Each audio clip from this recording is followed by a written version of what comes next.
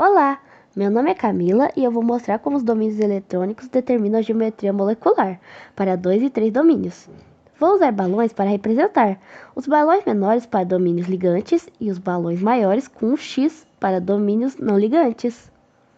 Para 2 domínios ligantes, como na molécula de CO2, temos a geometria mais simples, linear. Na simulação, vemos que os átomos se posicionam em linha reta, com um ângulo de 180 graus. Tanto a geometria eletrônica quanto a molecular são lineares. Agora, para 3 domínios ligantes, como no BF3, temos a geometria trigonal planar. Os ângulos são de 120 graus, formando um triângulo perfeito. Novamente, geometria eletrônica e molecular coincidem. Agora a situação muda. Temos 2 domínios ligantes e um domínio não ligante, como no SO2. A geometria eletrônica continua sendo trigonal planar, mas a geometria molecular agora é angular. Reparem como o balão maior, representando um par não ligante, empurra os balões menores para mais perto, reduzindo o ângulo para aproximadamente 119 graus. Isso acontece porque os pares não ligantes exercem mais repulsão que os pares ligantes, ocupando mais espaço ao redor do átomo central. Resumindo, com 2 domínios, linear; com 3 domínios ligantes, trigonal planar; com 2 ligantes e um não ligante, angular. A presença de pares não ligantes sempre distorce a geometria molecular ideal. Olá, professor, meu nome é Ana Luísa e eu vou apresentar a minha parte, que é dos domínios. Bom, nesse balãozinho aí, dessa foto, ele tem 4 ligações e nenhum par não ligante. Com isso, todas as repulsões são iguais. A molécula fica em uma geometria molecular, que se chama tetraétrica. Bom, agora vamos ver a outra foto do balão. Que esse balão, ele tem 3 ligações e um par solitário. E esse par solitário ele empurra mais forte as ligações, que diminuem o ângulo. Por isso, a geometria molecular vira piramidal, trigonal. Bom, e esse outro balão, que é o último, ele tem 2 ligações e 2 pares solitários. Eles geram ainda mais repulsão. O ângulo fica menor e a molécula passa a ter uma geometria angular. Agora é um resumo de tudo.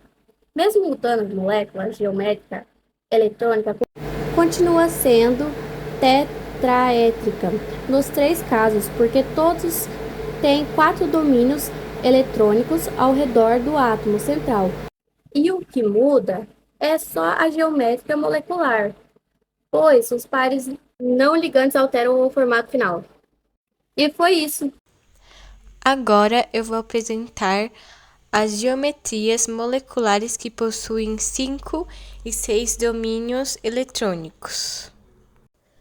Quando temos 5 pares ligantes e nenhum par livre, a geometria eletrônica e a molecular são uma pirâmide trigonal. Os ângulos são de 90 entre os ligantes axiais e os equatoriais, e 120 entre os 3 equatoriais. Essa é a forma ideal porque não tem par livre, causando repulsão extra. Quando um dos domínios vira par livre, a geometria eletrônica continua bipirâmide, trigonal, mas a geometria molecular muda para gangorra. O par livre sempre ocupa uma posição equatorial, porque ali a repulsão é menor por causa do par livre. Os ângulos ficam um pouco menores do que os ideais de 90 e 120. Com 3 ligantes e 2 pares livres, a geometria eletrônica continua a mesma, mas a geometria molecular passa a ser em formato de T. Os 2 pares livres ocupam as posições equatoriais e empurram os ligantes, que acabam ficando organizados em formato de T. Os ângulos ficam próximos de 90. Com 2 pares ligantes e 3 pares livres, os 3 pares livres ficam todos na região equatorial, onde a repulsão é menor, e isso deixa os 2 ligantes em posições opostas, formando uma molécula linear com ângulo de 180. Mesmo com muitos pares livres, ela ainda fica super simétrica. Agora eu vou falar sobre as moléculas com 6 domínios.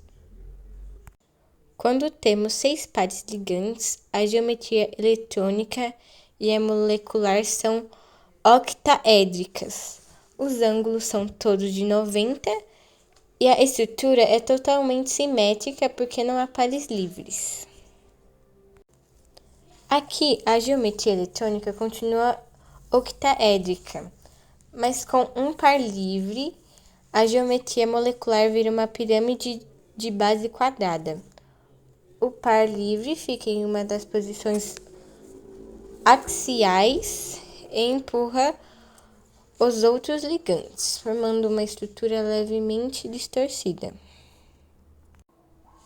E por fim, quando temos 4 ligantes e 2 pares livres, os 2 pares livres ficam em posições opostas, o que mantém a molécula supersimétrica. A geometria molecular vira quadrada planar, com todos os ângulos de 90.